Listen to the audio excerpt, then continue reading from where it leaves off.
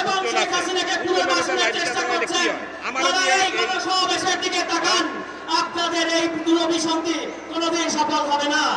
বাংলাদেশের রাজপথ, ঢাকার রাজপথ এনসিপির দখলে থাকবে, ছাত্র জনতার দখলে থাকবে। আওয়ামী লীগের কোন পুনর্বাসন বাংলাদেশের জনগণ মেনে নেবে না। শুধু একটাই উপায় আছে বাংলাদেশে আওয়ামী লীগকে আবার ফিরিয়ে আনার, আমাদের লাশের উপর দিয়ে আওয়ামী লীগকে বাংলাদেশে আনতে হবে। যতদিন বাংলাদেশে এনসিপি থাকবে, যতদিন ছাত্র জনতা থাকবে, যতদিন জুলাই গণ অভ্যুত্থান থাকবে, বাংলাদেশের রাজনীতিতে আওয়ামী লীগের কোন স্থান হবে না। প্রধান উপদেষ্টা ডক্টর ইউনূসকে হুঁশিয়ার করে বলতে চাই, বাংলাদেশের ছাত্র জনতা আপনাকে ক্ষমতায় বসিয়েছে। আপনি কিন্তু এটা বলতে পারেন না যে আওয়ামী লীগ ঠিক করবে আওয়ামী লীগের কি পরিণতি হবে। আওয়ামী লীগ ঠিক করবে না আওয়ামী লীগের পরিণতি, বাংলাদেশের ছাত্র জনতা, বাংলাদেশের ফ্যাসিবাদ বিরোধী রাজনৈতিক দল ঠিক করবে আওয়ামী লীগের কি পরিণতি হবে।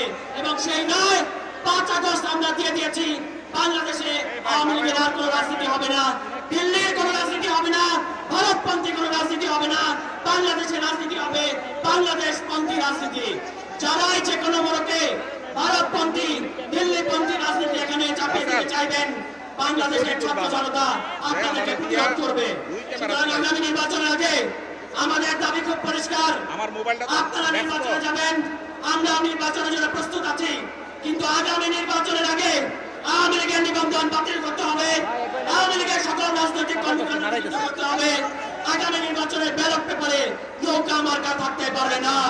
এই ব্যাপারে বাংলাদেশের ছাত্র জনতা রায় দিয়ে দিয়েছে, যারা এর অন্যথায় করবেন তাদের বিরুদ্ধে আবারও জুলাই গণ অভ্যুত্থান সংগঠিত হতে হবে। সুতরাং গড়াচ্ছাবাকি করবেন না, আওয়ামী লীগ আর বাংলাদেশের রাজনীতি করতে পারবেন না। এই রায় হয়ে গেছে, এই রায়ের পক্ষে থাকেন, জুলাই গণ অভ্যুত্থানের পক্ষে থাকেন।